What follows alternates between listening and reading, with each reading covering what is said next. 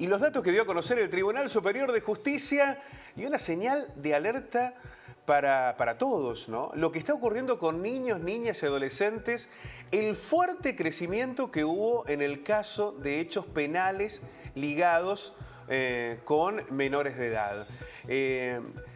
Esta realidad que va acompañada con otros datos dramáticos para la minoría. Por ejemplo, el tema de la pobreza, que en la Argentina más del 50% de los chicos en este grupo etario estén bajo los niveles de pobreza. Pero además aparece un dato que también es otra señal fuerte de alerta, Mechi, que tiene que ver con las adicciones. Sí, en la mayoría de los casos, el delito está vinculado con el consumo de drogas. En la mayoría de los casos, que ya también lo veníamos, ahora lo conocemos con números, ¿no? A través de este informe que se dio a conocer, que ya tenemos que contar los detalles, pero ya uno lo venía involucrando, ¿no? El tema de las drogas con los delitos.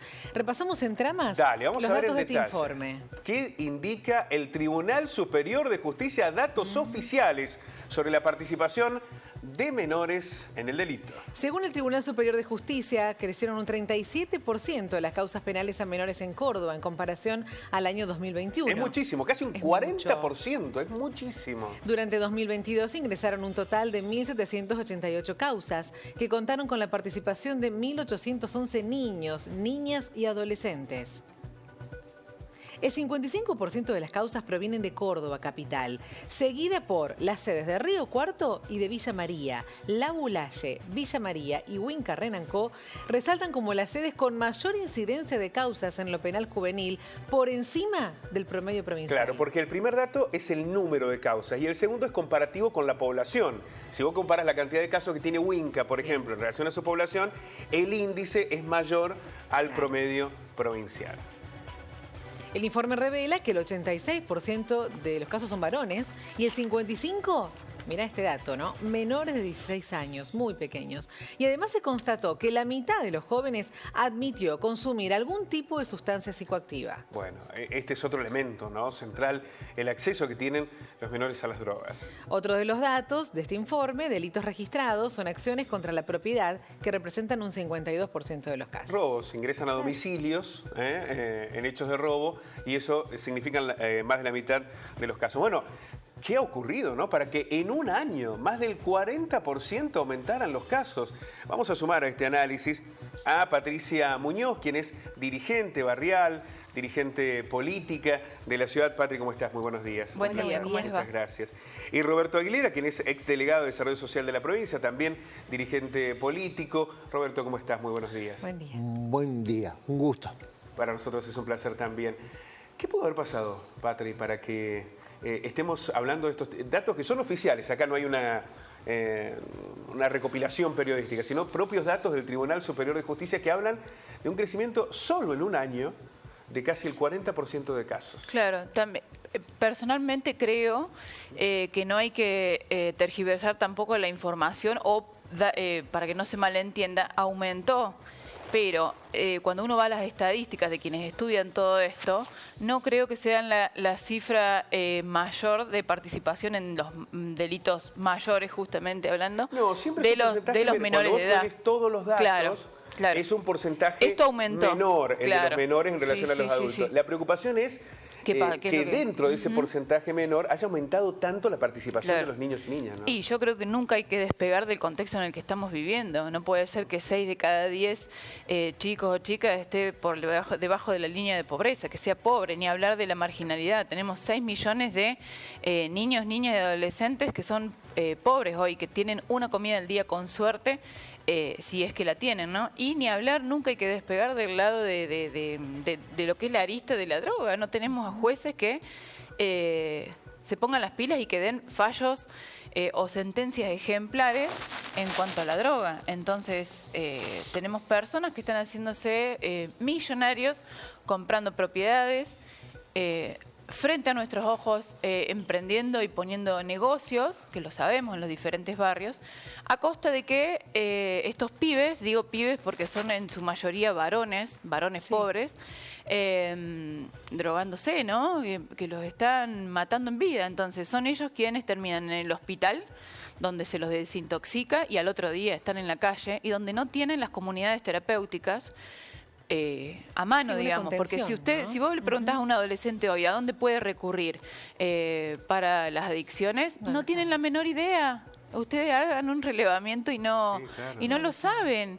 Entonces, además de la esa lejanía, información ¿no? la tienen que tener a mano. Digo, hay una lejanía muy fuerte entre los espacios que deben contener la cuestión de la adicción y la territorialidad. No hay territorialidad en estos contextos. Sí, pero también pareciera que hay voluntad política de que eso sea así, de que el mismo sistema ya está así, como que no hay nada para hacer. ¿Por qué no tenemos, por ejemplo, un debate político de cuáles son las políticas o las propuestas para los jóvenes o los adolescentes? Digo jóvenes y digo mal, porque cuando hablamos de nuestros hijos hablamos de un adolescente. Ahora, cuando hablamos en la tele de cuando mostramos a un mismo adolescente, le decimos o menor, que está muy mal dicho, o joven. Y no, son adolescentes, tienen la misma historia que los nuestros, los mismos deseos, los mismos proyectos, y tenemos un sistema que nos vende todo el tiempo la mejor zapatilla, el mejor celular.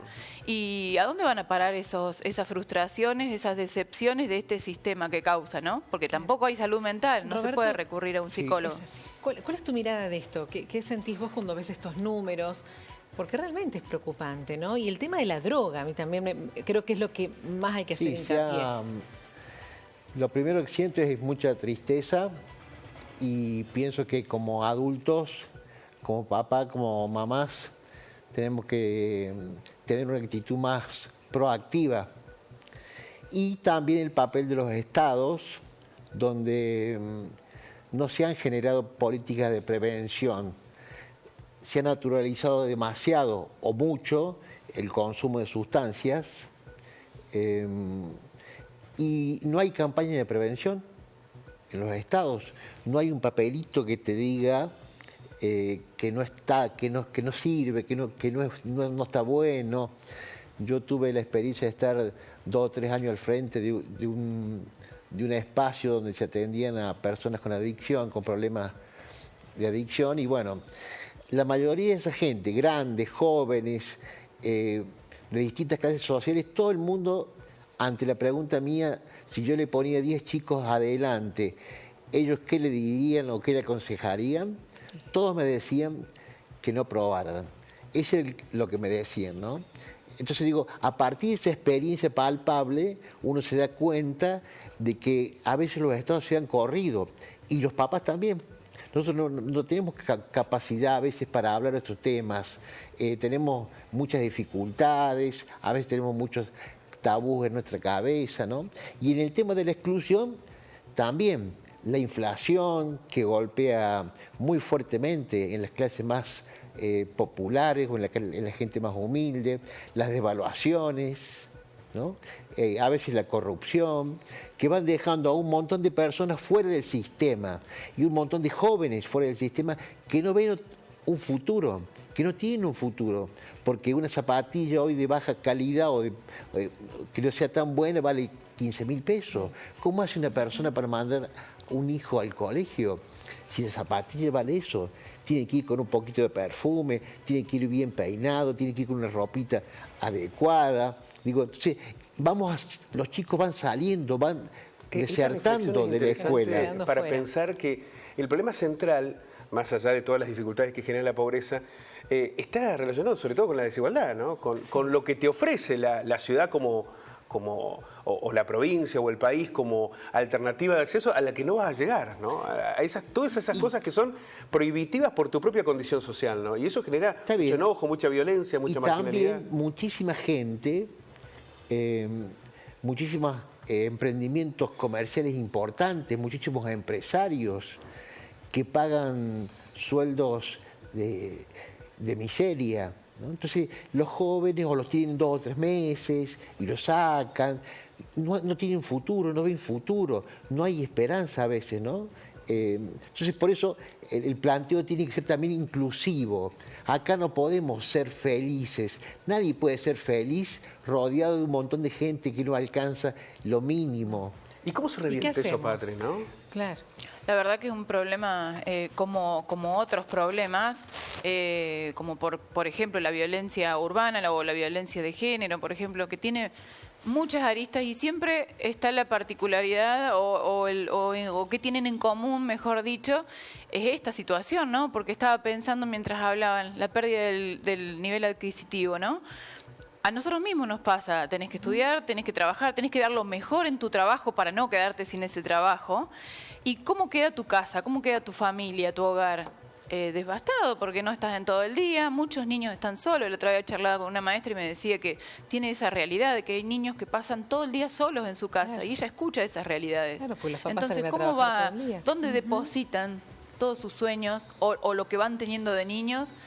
Y después se encuentran con esta realidad, ¿no? Excluidos del sistema, y lo que está a disposición es un tranza que le ofrece para probar. Y cuando probaste, bueno, ya nos encontramos con la ausencia del Estado. Me acuerdo el viernes pasado, 11 de la noche, una persona de mediana edad que me llama y que me pide que va a mi casa, me llama por teléfono para ver si tenía que le diera una manito porque no tenía su hijo nada para comer, ¿no?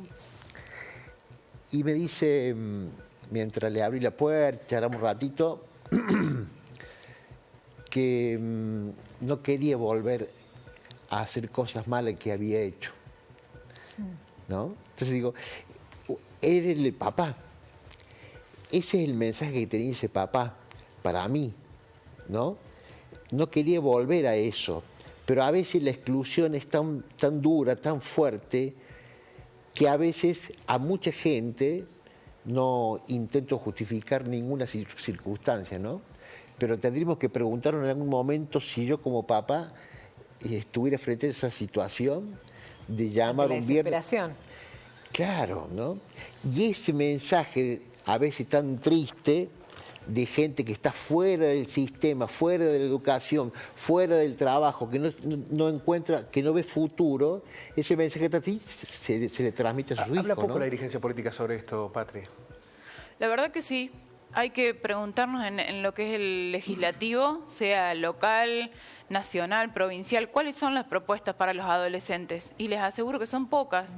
Entonces habría que también, si no hay creatividad o no nos interesa el tema, porque a algunos a lo mejor les interesa más, no sé, lo laboral, lo económico, que va todo de la mano, y no lo que es la adolescencia. Pero bueno, entonces obliguemos, porque después tenemos nosotros a nuestro vecino metido en el consumo o que nos enteramos que tuvo algún tema delictivo. Ahora, hay un dato que no es menor. En nuestro trabajo nos encontramos con situaciones donde han pasado por el complejo Esperanza, por ejemplo, y después lo vemos otra vez en la calle. También pasa algo y está fallando algo.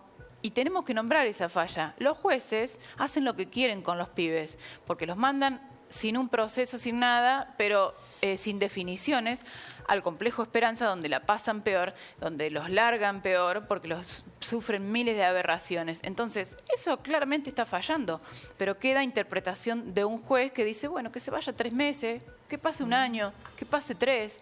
¿Cómo va a salir esa criatura? Porque estamos hablando de criaturas. Queremos agradecerles a ambos que nos ayuden a reflexionar sobre este tema que la verdad nos interpela fuertemente, ¿no? A partir de estos datos. Haciendo esta salvedad que es interesante lo que planteó Patri al comienzo. En la comparación del total de delitos que se cometen, los menores tienen una participación, los niños, niñas, adolescentes. También es verdad que no hay que señalarlos como menores. Digo, tienen una participación de un porcentaje muy bajo. Sin embargo, este crecimiento, hablar de un 40% de un año a otro, es un número que nos tiene que plantear en qué escenario nos encontramos, ¿no? Claro. Hacia qué camino estamos llevando una sociedad donde cada vez más hay niños o adolescentes involucrados en hechos delictivos. Bueno, vamos a seguir abordando naturalmente este tema, pero queremos agradecerles mucho, Patri. Un placer, muchísimas gracias. Roberto, muchísimas gracias. Un gusto enorme.